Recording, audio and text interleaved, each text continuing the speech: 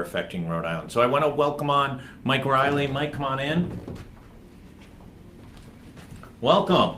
How are you? Good to see you Excellent. again. Good to see you. How's everything? Everything's great. Good. Yeah, living the Good. dream. Yeah. Yeah, every day it's exciting. There's news and Up here in the big city, not down where I am on the beach. yeah, that's right. This is the big city. Yes. We see it all. Some of it good, some of it bad. We see the RISD students walk by. Yeah. Business people, and then the city rolls up at about 6 o'clock. Yeah. Well. Yeah. And I'm sure you'll all be down in a few months by me at the beach, We will be, and we're right next to Nana's Ice Cream. If you ever want to stop there. Well, that's right. I mean, the whole GoLocal team's going to come down and stay with you guys for Okay, much of the excellent. summer. So we're looking forward Excellent. to it, right? Bring your own towel. So much appreciate you coming in. Now you know who usually is at the 4 o'clock. The money man, Gary Sass, is usually Oh, I like in. Gary. Yeah, and he's terrific. Gary's down in D.C., but I appreciate you coming in. Obviously, the news from Puerto Rico is a mammoth signal to what's going on here. Talk about what took place last week in Puerto Rico, because it really does have national implications to some states in distress, some counties in distress, and some Yep. cities in distress. So it's very interesting what happened in Puerto Rico. And for those of you who don't know, Puerto Rico has been bankrupt for a long time. But officially, about 2 years ago, the governor says we can't pay anybody back. And bondholders, like hedge funds, like I run a hedge fund, I didn't, but many of them went out and bought bonds in Puerto Rico, assuming that, as the Constitution says, they would be paid off in the event of a default. They'd be paid off in full before the workers would be paid off. Now, we've heard this discussion here Right, with in the- Providence, Yeah. where Mayor Lorza doesn't seem to care whether we're actually going to make any changes or get together some grand bargain to lessen the burden that could take place on taxpayers. Well, part of the reason he did is because in Rhode Island we passed a law that said the first lien on the first lien on taxes goes to paying off pension obligation debt. Right. So it's not necessarily a pension obligation bond, it's just general obligation debt. Well, that's what they were counting on in Puerto Rico. But a couple of days ago, because of this new law, this new structure that went through called PROMESA under the Obama administration, the bondholders appear to be in trouble because they attempted to negotiate a haircut that they thought they weren't going to have to take under the Constitution, and it was turned down. And that would have been 70% of the 70% of the value of the bond Would have been repaid. would have been paid. But now it looks like they're going to have a haircut. It's even bigger than that. The bond subsequently declined by about 5% or so after that. But what this really brings up, and what's interesting and affects Providence and states like Rhode Island, Yeah. but more certainly states like Illinois, Yeah. is that this territory now can go bankrupt, and the Supreme Court justice appoints a lifetime judge to make a decision on how to restructure. So that's typically a judiciary bankruptcy reorg. Is this under the state? Is it a state judge or a federal judge being appointed? I believe it's a federal judge that will be appointed, and the choice will be the Supreme Court Justice, Roberts. And I don't know the exact timing of it, but that's the next thing that has to happen. And so this is, the bondholders and hedge funds call it a cram down. Yeah, right. when they're obligated to take a haircut. Well, that appears to be what's going to happen. What's going to be interesting beyond that is there really is no money there. So are the retirees going to get anything? In Detroit, they only got 4 cents on the dollar taken from them. The rest went against the bondholders, roughly 26% haircut. But in Providence right now, the law is if Providence, and I believe Providence has been bankrupt, and just like Puerto Rico has spent a long time being bankrupt, it's just a final recognition factor. When Providence goes bankrupt under the law that we passed here, this would shift the burden from Providence taxpayers largely to state taxpayers. And I don't think state taxpayers really realize that you're going to end up paying for Providence's mess. Yeah. And I worry about that. Well, and also you look at what took place in Detroit. Obviously, the federal judge who oversaw that was very, very aggressive with everybody and pretty much said, you're guaranteed nothing, so you better come to the table and let's start negotiating. Yes. Because I think there was a bunch of stakeholders who thought that they would be, pretty much held harmless in the bankruptcy, and everybody took a beating in Detroit. In the very beginning, there was a real scare to the workers, the Yeah. retirees, because they were labeled as unsecured creditors, Yeah, just that's like right. everybody else. But in the end, there was a lot of donation from the arts community, for example. Yeah. They put $300 million up. Yeah. And that helped to go back to pay the retirees. In Puerto Rico, there isn't, I don't think, such thing. Such assets. There's 72 billion in debt that has to be paid off.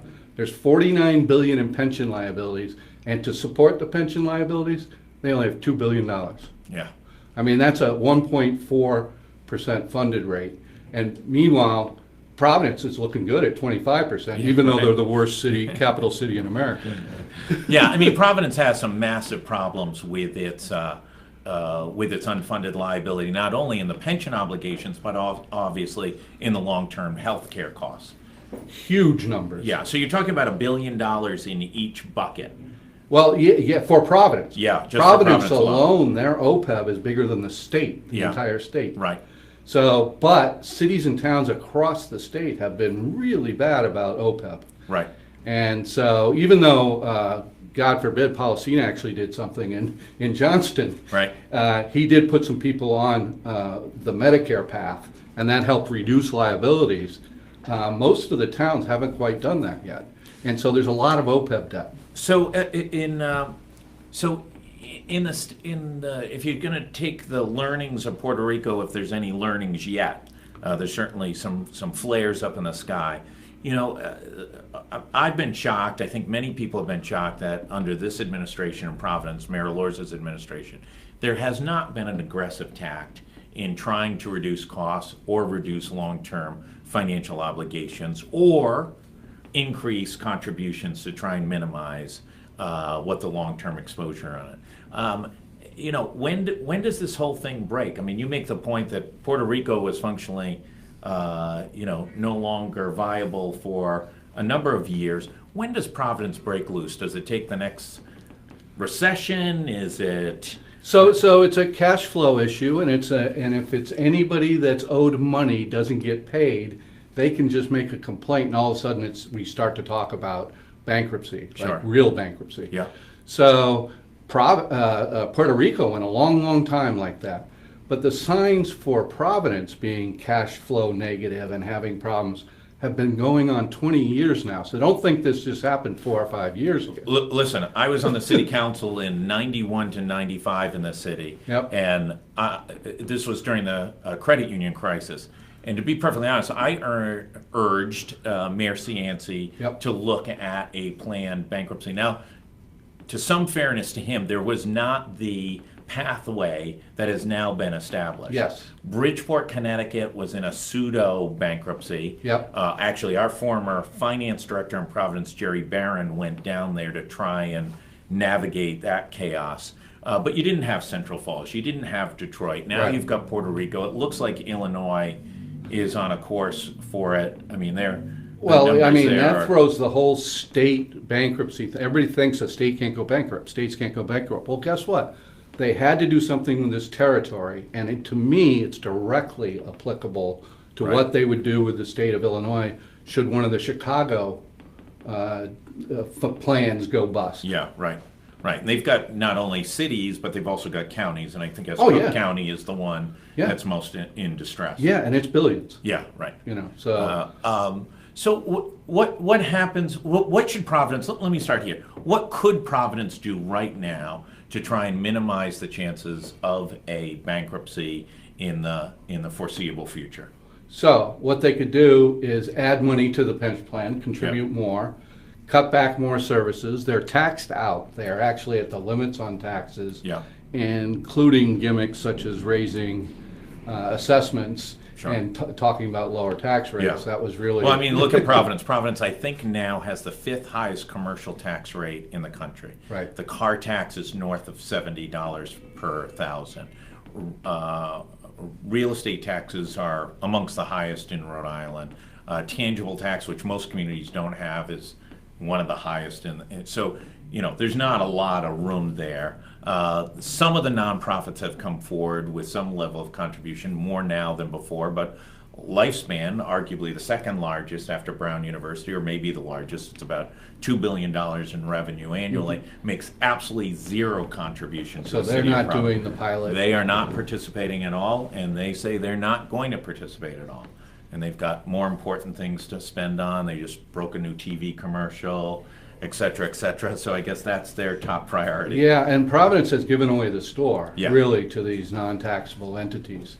And so they've been talking a little bit about the water district, Yeah, right. about trying to sell whatever their portion of the rights to that is. It's actually making money for Providence. Yeah, incrementally. It doesn't get. They can't get a rate of return. The speaker came out. Kate Nagel had the story Wednesday or Thursday saying the Providence legislation to sell it is dead. Yeah. His view was this hasn't been thought out. There's not really a game plan. Nobody really knows where the revenue would go. There's no assurance that it would actually go towards fixing any of the things. So he said, TV timeout, it's not going to happen this year. Absent those things, absent, this, miracle, what happens next? Somebody doesn't get paid, right? Yeah. There's a cash flow issue. Right. Somebody doesn't get paid and they file at bankruptcy court? They make a complaint, but what I think would happen first is under the new law, the new procedure, there would be, I think, the new revenue director, Hull, would step in. I know he's got his eye on this situation. Yep. And he is not treating it like Alorza is. Alorza treats it like it doesn't even exist. Hull is a very quality person Yeah. and has his eye on- Ex-Providence equity guy? Yeah. Yeah. Yeah. Very, very sharp. Yeah. And, but it really does rely on the intestinal fortitude of our governor, Yeah. because this cannot happen without governmental leadership. And she, I know she's going to be in here soon, and Yeah. I would encourage her to be the Gina Raimondo I remember from 2010, when she declared that we had to do something, and she also declared that the cities and towns' problems were bigger than the states. We've Yeah. largely forgotten that. Nobody's done anything really to address it. The commission that they had before with the previous budget director did nothing. In fact, they scrapped the findings of that Right. particular committee. So I would encourage her to either ask the revenue director to step in and make this a smooth transition, because bankruptcy isn't necessarily the worst thing. If I were running a business and I wanted to come Rhode Island, I'd rather come to Providence post-bankruptcy rather yeah, than without a pre. doubt. And I Right. think it's kind of hanging over the head a little bit. So, I'm going to move you a little bit. I've moved away. Yeah, Sorry. yeah. As the governor, listen, nobody wants to deal with an extra crisis, right? The governor's got enough issues going on right now. We're in the midst of the legislative session, and the governor's going to be on with Kate Nagel in about 10 minutes. Yeah. And obviously she's got a college plan and Yep. car taxes and PawSox and UHIP and any number of big issues. But what happens when these things get delayed? Is it just makes it, you didn't pay your credit card bill, it just gets worse and worse and worse? It multiplies. It's horrible. And the magnitude of what we're talking about is multiplying at such a rate that it makes all these other so-called important issues minimal. Yeah, right. The real fact of the matter is there's $400 or $500 million going out into this pension plan statewide, and it's a big part of our budget. And it's not enough on a statewide level, and then on a community-wide level, if we're standing to back up every community and pay off the bondholders, we got a real potential nightmare out there. Seth Magaziner had offered some legislation about 4 weeks ago on trying to give the cities and towns, including Providence, if they met certain criteria, some flexibility and some guidance, and also some better management, arguing that the state's investment commission has outperformed the municipal investment commissions. Any thoughts on what he talked about back then? Yeah, I don't like his plan at all. I think you can think of the carrot and the stick, and Magaziner trying to use a carrot approach. Yeah. That's what the last Crisis Budget Commission did. Yep. And they came up with no real recommendations at all. Plus, most of the towns really don't care about it. I think we need a quarantine system. That if you haven't done anything to improve your system, if you didn't even manage Right. to approach your funding improvement plans Right. that you put forward as a city or state, you ought to be put into quarantine against your will. Yeah. And you just don't belong managing your own plans. You know, it's funny. Central Falls obviously went into a very, very painful bankruptcy. What was it, 6, 7, 8 years ago, somewhere in that range? Yeah. And 2010, 11. yeah, and it wasn't pretty. And you know, it's a shame. I mean, I think everybody felt bad. Retirees, municipal retirees, clerks who worked in City Hall for 30 years, Yep. 40 years, were expecting a payment of X, and they got, you know, half an X. Right. And but last week, Mayor Diosa issued findings from Moody's that came out and said, you know what, financial outlook solid, the city's turned around. You know, isn't that a lesson for Providence? Shouldn't Mayor Alorza be looking at that and saying, listen, maybe this isn't the thing to fear, maybe this is the way to embrace it. And yeah, it's not going to be an overnight fix, but it took us 50 years to get into this mess. Yes, that is a lesson, and that's my hope, is that you get a clean slate. Right. That the retirees take a hit, and I know they don't want to take a hit. Right. But it shouldn't go to the state taxpayers to pay off their debt. The other thing is Central Falls was initially 50 to 55% of compensation. Yep. They ended up getting 2 stipends from the state Yep. legislature. Right. Pushing it up to about 75%. Yeah, right. If you look at Providence and start thinking about numbers like 75, 80% haircut, re-amortize, I hate to say the word, re-amortize a little bit. And I have actually a program in which we can put a little bit of money and call a surety against it to make our pension fund funded ratio a little bit better. Yep. Those are the kind of things that can happen. Right. And reduce the cash flow problem that's clearly happening Yeah. in the city.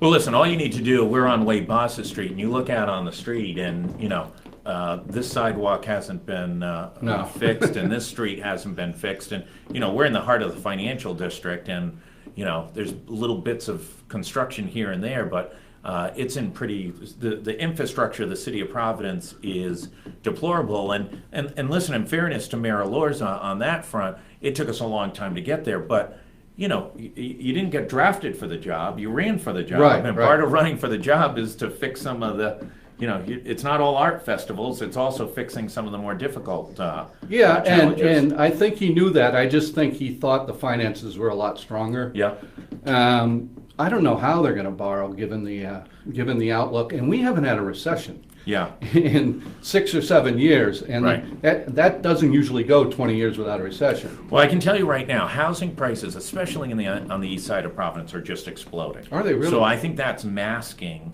a lot of this issue because, you know, there's some stability in housing prices, and they're functionally back to '07 levels. Really? I'm yeah, shocked. yeah. And, you know, a lot of it is the impact of Boston's economy, and so many people are now tied to the Boston economy who live on the east side of Providence. So, you know, listen, you can't touch any kind of decent home in the Boston metro area for under $1 million, Right. and down here you can buy a nice house for $500,000 or $600,000. So I think you see a lot of people having that. They just that have a lot commute. of taxes.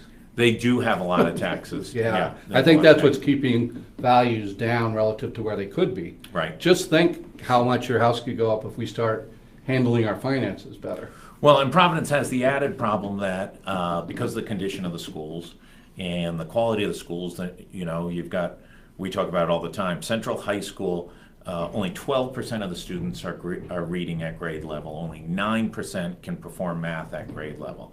So, you know, that's not just one school. That's the majority of schools. There are some standouts in classical and some others, but for the most part, there's a lot of significant problems in the Providence School Department. How much of the school department is paid for by the state?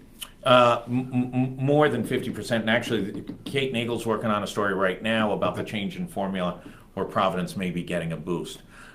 Listen, I want to thank you so much for jumping in here today and bringing some light to this. It's going to be an issue that you've been on top of, probably more so than anyone else, and flagged a $60 million deficiency 2 years ago. Well, I would love for there to be a forensic accounting effort, even coming from the governor on the order. Yeah. Because I don't think we really know what's going on in that city. Yeah, and I really appreciate it, and I think, across the board, you were in for Congress, and a lot of people run, put their head in the sand and go back to the private sector and don't keep the level of community affiliation and commitment to public service, and you've done anything other than you've actually dug in and broken down numbers nonstop, and you deserve a lot of credit for it.